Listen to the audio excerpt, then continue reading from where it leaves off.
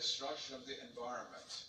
And you see it right before our eyes in countries like Arabia, where the nomadic element was settled only 30, 40 years ago, and in other places, in Iran, in North Africa, and other places. It's a very, very important story to remember.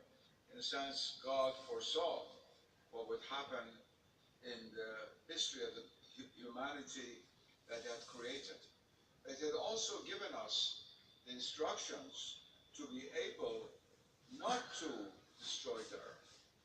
I believe that the ishara, the indication in the Surah Al-Baqarah, chapter 2 of the Quran, which refers to those who corrupt the earth, al-mufsiduna fil ard, which historically has usually been taken for oppressors or people who use too much interest in or usury and this kind of thing, has a much more profound significance for us today.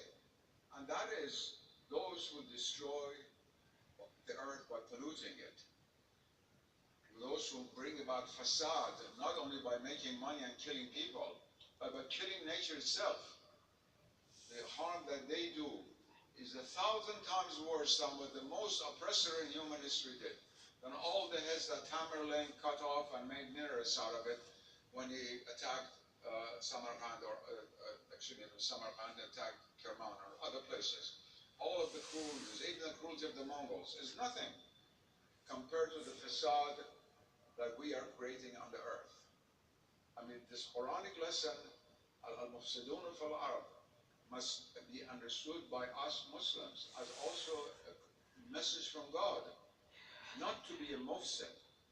Mufsid is not only a person who does not eat up the money of the yatim, of the orphan, and does not do wrong things economically.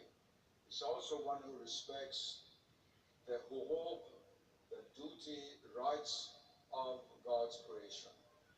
Everything according to Islam has its huquq, has its rights. Everything, of course, the highest being God's rights, huquq Allah, but every creature has its own rights, which we have no right to destroy.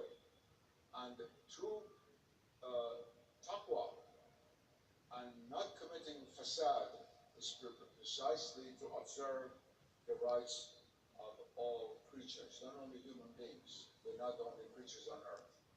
And this brings me to a very important point, which a lot of modern Islamic thought has neglected.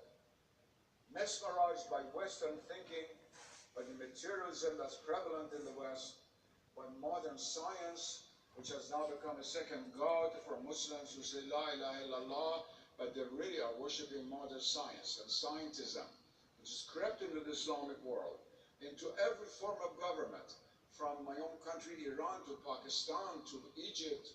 All these incredible books coming out showing the verse of the Quran proves quantum mechanics, this other verse proves what Pastor said about germs. It's total nonsense, excuse me.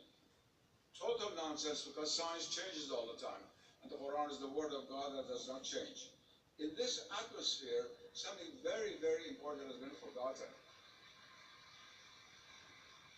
And what has been forgotten is that the Quran was not only revealed to men and even only to men and jinn, but to all of creation.